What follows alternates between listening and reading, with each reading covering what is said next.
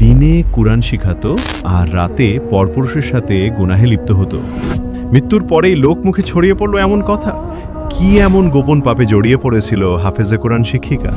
কেন কবরে ফোনা তুলেছিল বিষধর সাপ বিচ্ছু? সবাই তাকে হাফেজে কোরআন নেককার আল্লাহর বান্দি হিসেবেই জানত। তাহলে কেন এই মর্মান্তিক পরিণতি? আপনার পরিচিত কারো সাথেও ঘটতে পারে এমন কিছু। বিস্তারিত শুনুন শেষ পর্যন্ত। ফজরের নামাজ পড়ে সকালে কবরস্থানের দিকে যাচ্ছিল আব্দুর রহিম। সে একজন গোরখোদক, মৃত ব্যক্তির জন্য কবর খোঁড়েন। এলাকার প্রতিটি মৃত্যুর পর কবর খোঁড়ার কাজ সে একাই করত। আজ সকালেও খবর এলো মহল্লার এক তরুণী মৃত্যুবরণ করেছে। সরঞ্জাম গুছিয়ে বেরিয়ে পড়লেন আব্দুর রহিম, কিন্তু কবরস্থানে পৌঁছে নির্ধারিত জায়গায় যখন খনন করতে গেলেন তখনই এক অদ্ভুত অস্বস্তি গ্রাস করল তাকে। মনে হচ্ছিল যেন কিছু অস্বাভাবিক ঘটতে যাচ্ছে। তার সারা শরীর কেঁপে উঠল এক অজানা শঙ্কায়। মনে হচ্ছিল দু পায়ে যেন ভারী পাথর বেঁধে দেওয়া হয়েছে। তাকে আগেই জানিয়ে দেওয়া হয়েছিল মৃত তরুণী একজন হাফিজে কোরআন, তাই পরিবারের পক্ষ থেকে বলা হয়েছিল যেন দ্রুত কবর খনন শেষ হয়, যাতে দাফন বিলম্ব না হয়। আব্দুর রহিমের বয়স আনুমানিক ৩৫ থেকে ৪০-এর মধ্যে। মেয়েটির মৃত্যু সংবাদ শুনে আব্দুর রহিম বললেন, ইন্না লিল্লাহ ওয়া ইন্না ইলাইহি রাজিউন। নিজেই বলতে লাগল, হে আল্লাহ, আমি বিশ্বাস করি এই মেয়ে ছিল তোমার এক নেক বান্দি। আমার সৌভাগ্য আমি তার কবর খুঁড়তে পারছি। এই কাজের উছিলায় তুমি আমার গুনাহ ক্ষমা করে দাও। সে খনন শুরু করল, কিন্তু মনের ভেতর অস্থিরতা কিছুতেই কাটছিল না। এর আগে বহু কবর খুঁড়েছে সে, কিন্তু এমন অনুভূতি কখনো হয়নি। মাটি ছিল অসম্ভব শক্ত, কোদাল চালালেই যেন পাথর উঠে আসছে। সে ভাবল হয়তো জায়গাটা এমনই পাথরে, তাই সিদ্ধান্ত নিল একটু পাশের দিক থেকে খুঁড়বে। কিন্তু সেখানেও যা দেখল তাতে আব্দুর রহিম কেঁপে উঠল, ঘামতে লাগলো প্রচণ্ডভাবে।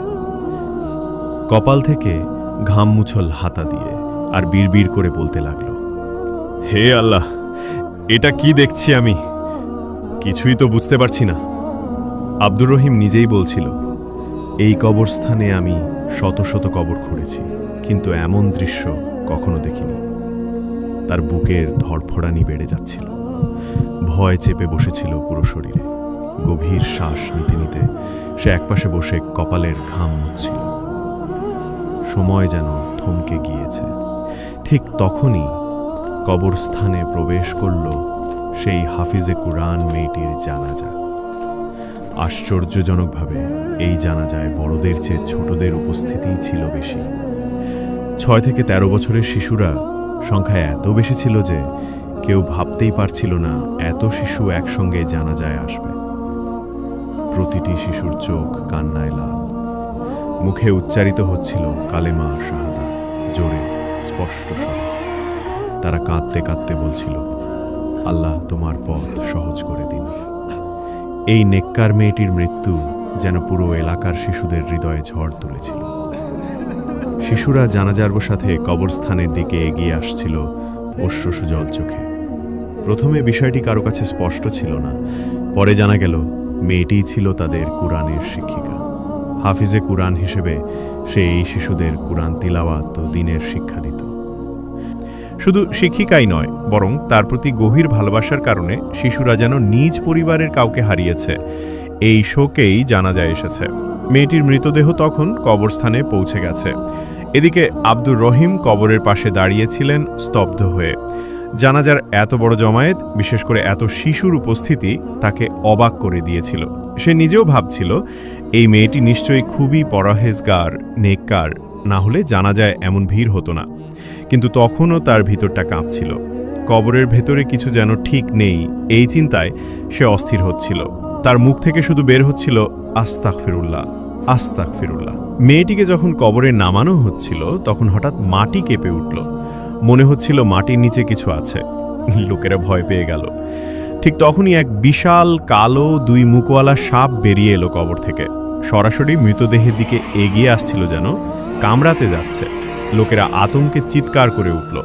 সঙ্গে সঙ্গে মৃতদেহকে কবর থেকে তুলে আনা হলো। সাপটি কবরেই ঘুরতে লাগলো। শুধু সাপই নয়, সঙ্গে ছিল বিষাক্ত বিচ্ছুও। এই দৃশ্য দেখে সবাই শিউরে উঠল। চারদিকে চিৎকার, সাপ, সাপ বেরিয়ে এলো কবর থেকে। মানুষ বলছিল, এ তো হাফিজে কুরআন মেয়ে ছিল, তাহলে এমন ভয়ানক শাস্তি কেন? সে তো শিশুদের কুরআন শেখাতো, দ্বীনের পথ দেখাতো। কি এমন গুনহা করেছিল যার কারণে কবর থেকে এই সাপ আর বিচ্ছু বেরিয়ে এলো? মানুষের মধ্যে কানাঘুষো শুরু হলো। জানা যায় যারা এসেছিল তারা কেউ কবরের কাছে এগিয়ে যেতে চাইল না। মেয়েটিকে দাফন করবে কে? শেষমেশ আব্দুর রহিমকে বলা হলো, তুমি আরেকটা কবর খুঁড়ো। আব্দুর রহিম দ্বিতীয় কবর খুঁড়তে শুরু করলেন, কিন্তু এবারও একই দৃশ্য। কবরের মাটি খুঁড়তেই বেরিয়ে এলো বিষধর সাপ আর বিচ্ছু। তখন উপস্থিত দুই ব্যক্তি সিদ্ধান্ত নিলেন তাদের এই ঘটনা একজন আলেমের কাছে তুলে ধরা উচিত। তারা ছুটে গেলেন এলাকার এক বিখ্যাত আলেমের দরবারে। সে সময় আলেম সাহেব খানকায় বিশ্রাম নিচ্ছিলেন। যদিও এটি তার বিশ্রামের সময় নয়, মাঝে মাঝে শরীর খারাপ থাকলে তিনি কিছুটা বিশ্রাম নিতেন। তিনি ছিলেন এক দ্বীনী বুজুর্গ, যিনি সারা জীবনের বড় একটা অংশ ব্যয় করেছেন ইসলামী শিক্ষা ও তাজকিয়ার পথে। যে কোনো বিপদ, দুর্ঘটনা বা সমস্যা হলে গ্রামের সবাই তার শরণাপন্ন হতো। তিনি রাতভর ইবাদতে মশগুল থাকতেন, দিনের অধিকাংশ সময় রোজা রাখতেন। তার নেককারি ও তাকওয়া পুরো এলাকায় বিখ্যাত ছিল। তাই ঘটনাটি জানার পর সেই দুইজন ব্যক্তি দ্রুত দৌড়ে মসজিদে এসে ঢুকে পড়েন।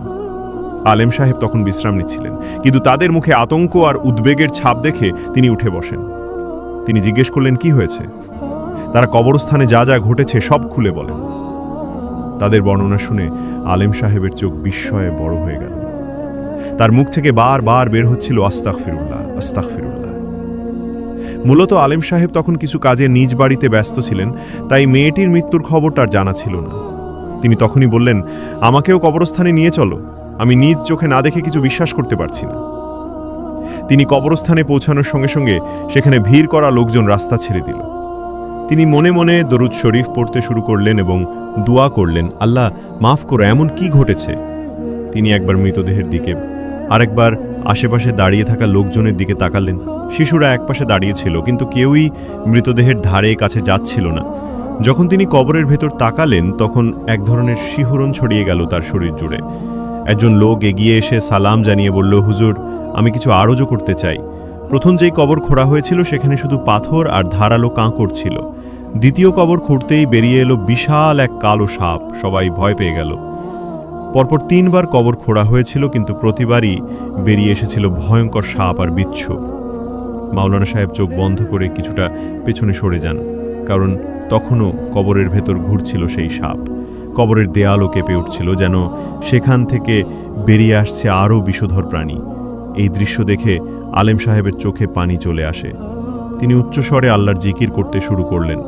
তখন উপস্থিত মানুষজন মেয়েটির জীবন সম্পর্কে তাকে জানাতে লাগলো। সে হাফিজে কুরআন ছিল, শিশুদের কুরআন পড়াতো, দ্বীনের শিক্ষা দিত, কিন্তু এখন মৃতদেহ পড়ে আছে কবরস্থানে, অথচ কোথাও ঠাঁই হচ্ছে না। ঠিক তখনই আলেম সাহেব বললেন, এই মেয়েটিকে মসজিদে নিয়ে চলো। এই কথা শোনার পর লোকজনের মধ্যে ফিসফিসানি শুরু হয়। আসলে ব্যাপারটা কি? এমন কি গুনাহ সে করেছিল যার কারণে আল্লাহ এমন কঠিন আযাব দিয়েছেন? মেয়েটির মৃতদেহ মসজিদে স্থানান্তর করা হলো। তখন প্রায় 700 লোক মসজিদে জড়ো হয়েছিল। মানুষ নিজেদের মতো করে ব্যাখ্যা দিচ্ছিল। একজন বলল, আমরা তো তাকে খুব নেককার ভাবতাম। আরেকজন বলল, হাফিজা হয়েও ছেলেদেরকে এনে তার ঘরে কোরআন শেখাতো, তাই হয়তো এই শাস্তি। এ কথা শুনে অপর ব্যক্তি বলল, না না, সে তো অপ্রাপ্তবয়স্ক ছেলেদের শিক্ষা দিত, যাদের বয়স 6 থেকে 10, কিন্তু হয়তো সেখানেই ছিল গুনাহের কারণ।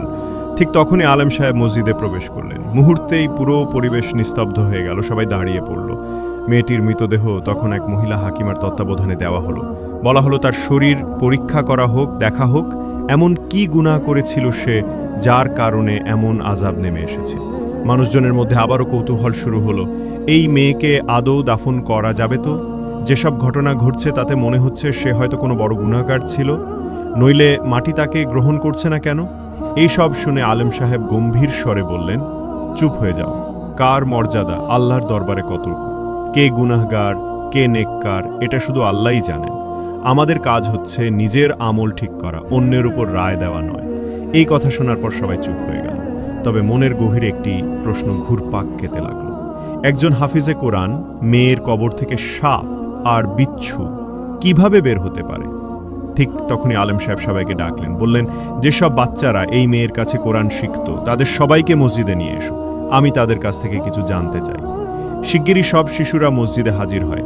মাওলানা সাহেব সামনে এগিয়ে এসে খুব স্নেহ ভরে প্রশ্ন করলেন, তোমাদের হাফিজা আপু কি কখনো তোমাদের ওপর রাগ করতেন? অথবা কঠোর ব্যবহার করতেন? সব বাচ্চা নীরব হয়ে যায়। তারপর একে একে বলতে শুরু করে, না না হুজুর, এমন কিছুই না, উনি খুব ভালো ছিলেন। আমরা তো আমাদের প্রথম হরফটাই তার কাছে শিখেছি। উনি কখনোই আমাদের ওপর হাত তোলেননি। উনি সব সময় মিষ্টিভাবে কথা বলতেন, আমাদের দোয়া করতেন। সব শিশুর মুখে একই কথা, চোখে প্রশান্তি, মুখে প্রশংসা। এরপর আলেম সাহেব জিজ্ঞেস করলেন, এই মেয়ের ঘরে আর কেউ থাকতো কি? তখন দুজন ব্যক্তি এগিয়ে এসে বললেন, না হুজুর, তার মা বাবা অনেক আগেই ইন্তেকাল করেছেন। তিনি একাই থাকতেন।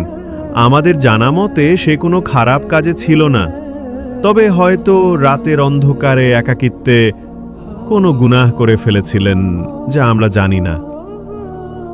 আলেম সাহেব বিমর্ষ হয়ে পড়লেন। এই মেয়ের চরিত্রে কোনো দাগ নেই। লোকেরা তাকে সম্মান করত, প্রশংসা করত, আর এখন সবাই তারই নিন্দা করছে, গুনাহগার বলছে। তিনি নিঃশব্দে নিজের হুজরায় গেলেন, 2 রাকাত নামাজ পড়লেন, তারপর 2 হাত তুলে কান্না ভেজা কণ্ঠে দোয়া করলেন, হে আমার পরওয়ারদিগার, তুমিই তো সব গোপন জানো। আজ পর্যন্ত আমি তোমার উপর ভরসা করে প্রতিটি ফয়সালা নিয়েছি। আজও তোমার কাছে সাহায্য চাই। এই মেয়েটি এমন কি গুনাহ করেছে যে জমিন তাকে গ্রহণ করছে না? তিনি এতটাই কাঁদছিলেন যে তার চোখ, দাড়ি, মুখ সবই অশ্রুতে ভিজে গিয়েছিল। নিজের মনে ভাবছিলেন, মেয়েটি তো একাই থাকত, ছেলে মেয়েদের দিনের শিক্ষা দিত, অনেকেই বলেছে সে 5 ওয়াক্ত নামাজ পড়ত। তাহলে এমন একজন নেককার মেয়ের কবরে এই আযাব কেন? তার জীবনে তিনি কখনো এমন কিছু দেখেননি। এদিকে তদন্তের ধারায় এক নতুন তথ্য সামনে আসে। এই মেয়ের ছিল এক ঘনিষ্ঠ বান্ধবী, যার সঙ্গে সে নিজের সব কথা ভাগ করে নিত। আলেম সাহেব বললেন, তাকে ডেকে আনো। একজন বলল, হুজুর, সে তো কয়েক মাস আগে এলাকা ছেড়ে চলে গেছে। শুনেছি ওদের মধ্যে ঝগড়া হয়েছিল, তারপর থেকেই যোগাযোগ বন্ধ। আলেম সাহেব বিস্ময়ে চিন্তামগ্ন হয়ে পড়লেন। এটা স্পষ্ট, এই বান্ধবীর কাছে নিশ্চয়ই এমন কিছু তথ্য আছে যা কেউ জানে না। সঙ্গে সঙ্গে তিনি 2 জন বিশ্বস্ত লোক পাঠালেন সেই মেয়েকে খুঁজে আনতে। ঠিক তখনই মসজিদের বাইরে এসে উপস্থিত হলেন সেই মহিলা হাকিম, যার হাতে মৃতদেহটি দেওয়া হয়েছিল। সে একটু অস্থির ছিল, চোখে মুখে চিন্তার ছাপ। আলেম সাহেব তাকে দেখে জিজ্ঞেস করলেন, আপনি তো মেয়েটির শরীর পরীক্ষা করেছেন, কিছু জানতে পেরেছেন? তিনি উত্তর দিলেন, হুজুর, আমি খুব বিস্মিত। মেয়েটির চরিত্র ছিল একেবারে পবিত্র, তার মধ্যে কোনো অনৈতিকতা বা অস্বাভাবিক কিছু পাইনি। তিনি ছিলেন অত্যন্ত সৎ ও নিরীহ। এই কথা শুনে আলেম সাহেব চুপ হয়ে গেলেন। মনের ভেতরে কেবল একটাই কথা প্রতিধ্বনিত হতে লাগল, আল্লাহ, তুমি জানো, আমরা জানি না। নিশ্চয়ই এর পেছনে রয়েছে কোনো অজানা সত্য। যদি এই মেয়ে সত্যি পবিত্র চরিত্রের হয়, আর কোনো গুনাহ না করেই থাকে, তাহলে এসব কিভাবে ঘটছে? প্রশ্নটা সবার মনে ঘুরপাক খাচ্ছিল। ঠিক এমন সময় একজন বলে উঠল, এই মেয়ে তো একাই থাকতো, কে জানে, হয়তো রাতে কোনো ছেলেকে ঘরে এনে কামনা বাসনায় লিপ্ত হতো, তাই আল্লাহ তার ওপর এমন শাস্তি দিয়েছেন। এই কথা ছড়িয়ে পড়তেই উপস্থিত লোকেরা তার চরিত্র নিয়ে সন্দেহ করতে লাগলো, বলতে লাগলো, দিনে নিজেকে নেককার বানিয়ে রাখত আর রাতে পাপাচারে ডুব দিত। হুড়তেই লোকের মুখে মুখে এই গুজব আগুনের মতো ছড়িয়ে পড়ে। এরই মধ্যে কেটে গেল 2 দিন, কিন্তু এখনো সেই বান্ধবী মেয়েকে কেউ খুঁজে আনতে পারেনি। গ্রাম জুড়ে এক ধরনের অস্থিরতা ছড়িয়ে পড়ে। ঠিক তখনই ঘোষণা এলো, মেয়েটির বান্ধবীকে পাওয়া গেছে। আলেম সাহেব তখন কিছুটা ক্লান্ত, চুপচাপ বসেছিলেন। এই খবর শুনে সঙ্গে সঙ্গে উঠে দাঁড়ালেন। মেয়েটি সামনে এসে দাঁড়ালো। সে পুরোপুরি পর্দা ঢাকা, বোরকায় আবৃত, বয়স খুবই কম। আলেম সাহেবকে দেখেই সে কান্নায় ভেঙে পড়ে, বলে উঠল, আমি কল্পনাও করিনি যে আমার প্রিয় বান্ধবীর সঙ্গে এমন কিছু ঘটতে পারে। যখন শুনলাম খুশবুর কবর থেকে সাপ আর বিচ্ছু বের হয়েছে, আমি যেন পাথর হয়ে গিয়েছিলাম। আমি বিশ্বাসই করতে পারিনি যে এত নেক একজন মেয়ে এমন ভয়াবহ আযাবের শিকার হতে পারে। তার চোখ থেকে অশ্রু গড়িয়ে পড়ছিল। আর আজ মৃত্যুর পর চরিত্রহীন পুরুষেরাও তার চরিত্র নিয়ে মন্তব্য করছে। আলেম সাহেব গভীরভাবে তার চোখের দিকে তাকালেন, তারপর বললেন, তুমি জানো আমরা কেন তোমাকে ডেকেছি? গোটা গ্রামে এই মেয়ে নিয়ে গুজব ছড়িয়ে পড়েছে। মানুষ বলছে সে তার গুনাহর কারণে আজ এই পরিণতির শিকার। কবর খননকারীও বলেছে তার কবরের ভেতরে সাপ ও বিচ্ছু রয়েছে। এমনকি সেই সাপ কেবল মৃতদেহকে দংশন করতে ভয়ঙ্কর দৃষ্টিতে তাকাচ্ছিল। আল্লাহর ওয়াস্তে তুমি সত্যটা বলো, এই মেয়ে কি করেছিল? মেয়েটি কিছুক্ষণ চুপ করে থাকল, তার চোখ ভেসে যাচ্ছিল অশ্রুতে। তারপর সে বলল, না, সে কোনো ব্যভিচারিণী ছিল না। সে ছিল অত্যন্ত ঈমানদার একজন মেয়ে, কিন্তু সে একটি গুনাহ করেছিল, একটি বড় গুনাহ। আর সেই গুনাহের কারণেই আমি তার থেকে দূরে সরে গিয়েছিলাম। আমি সম্পর্ক ছিন্ন করেছিলাম, কারণ আমি জানতাম যদি এখানে থাকি তাহলে আবার তার সঙ্গে যোগাযোগ করতে হবে। কিন্তু তার মতো মেয়ের সঙ্গে সম্পর্ক রাখা আমার পক্ষে সম্ভব ছিল না, কারণ আমার মা বাবা আমার কাছে সবচেয়ে প্রিয়। আলম সাহেব গভীর মনোযোগে শুনছিলেন। তিনি জিজ্ঞেস করলেন, তুমি বলো, কি সেই গুনাহ, কি করেছিল সে? মেয়েটি নিঃশব্দে মাথা নিচু করে কিছুক্ষণ দাঁড়িয়ে রইল, তারপর কাঁপা কণ্ঠে বলল, আমি খুশবুর প্রতিবেশী ছিলাম। আমরা একসঙ্গে কুরআন হেফজ করেছিলাম, কিন্তু তার বাবা আগেই ইন্তেকাল করেছিলেন, তাই সংসারের সব দায়িত্ব এসে পড়ে তার উপর। ঘরের অবস্থা ভালো ছিল না, তাই সে ছোট ছোট বাচ্চাদের কুরআন শেখাতে শুরু করে এবং হাদিয়া নির্ধারণ করে দেয়। ধনী পরিবারের অভিভাবকরা বছরে অগ্রিম টাকা দিতেন। তখন মা মেয়ের সংসার মোটামুটি ভালো চলছিল। কিন্তু হঠাৎ তার মা অসুস্থ হয়ে পড়েন। খিঁচুনি হতো, প্রচণ্ড জ্বর হতো, আস্তে আস্তে মানসিক ভারসাম্য হারিয়ে ফেলেন, শিশুর মতো আচরণ করতেন, কিছুই মনে রাখতে পারতেন না। শুরুর দিকে খুশবু খুব কাঁদত, মায়ের যত্ন নিত, কিন্তু ধীরে ধীরে সে তার মাকে ঘৃণা করতে শুরু করে। মা ডাকলেও সে কাছে যেত না।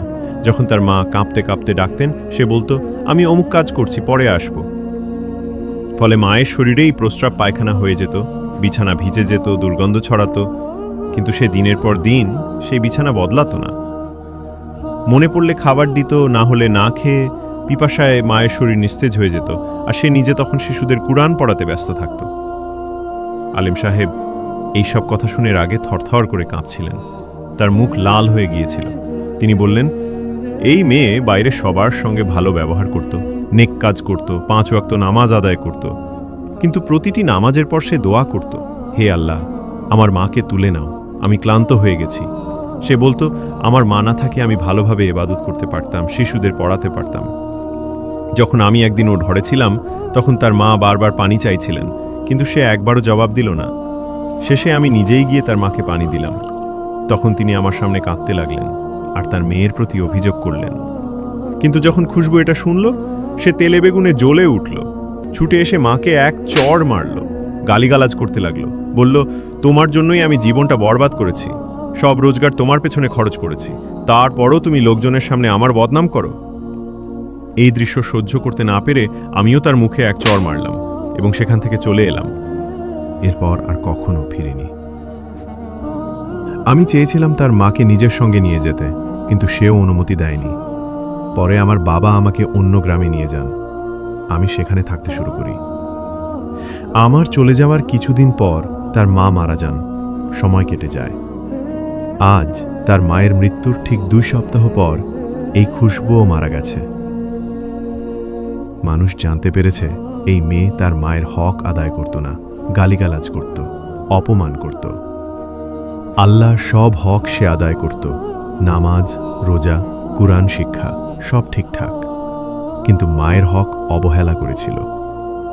কুরআনে আল্লাহ বলেন, তোমার মা বাবার সামনে বিনয়ী হয়ে থাকো এবং তাদেরকে উফ পর্যন্ত বলো না। কিন্তু সে এই আয়াত ভুলে গিয়েছিল, যদিও সে বাচ্চাদের এই আয়াত শেখাতো। এই কথা শুনে সেখানে উপস্থিত সবাই কেঁদে উঠল, তাদের চোখে জল চলে এলো। অজান্তেই তারা নিজেদের মা বাবার জন্য মাফ চাইতে লাগলো, নিজেদের ভুল আচরণের জন্য অনুতপ্ত হলো। সবাই কাঁদছিল, আল্লাহর কাছে ক্ষমা চাইছিল। খুশবুর জন্য দোয়া শুরু হলো, হে আল্লাহ, তাকে ক্ষমা করে দাও। কারণ সবাই তার পরিণতি চোখের সামনে দেখেছিল। মা বাবার অবাধ্যতার শাস্তি কত ভয়ঙ্কর হতে পারে তা অনুভব করেছিল। আবার যখন খুশবুকে কবর দেওয়ার জন্য নামানো হচ্ছিল, তখনও দেখা গেল সেই সাপটি কবরের পাশে ফনা তুলে আছে, বিচ্ছুগুলিও যেন প্রস্তুত। আলেম সাহেব বললেন, এখন এটা এই মেয়ে ও আল্লাহর মধ্যকার বিষয়। তাকে এই অবস্থায় দাফন করা হোক, এবং সেই বিষাক্ত সাপ ও বিচ্ছুগুলোর মাঝেই হাফিজে কুরআন মেয়েটি কবরস্থ হয়ে গেল।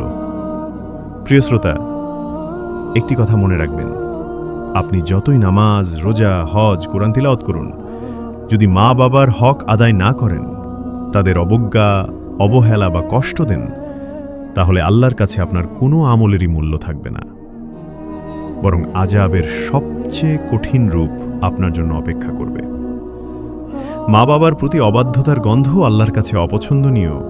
তাই দয়া করে আজই ভাবুন, আপনি কি আপনার মা বাবার হক আদায় করছেন?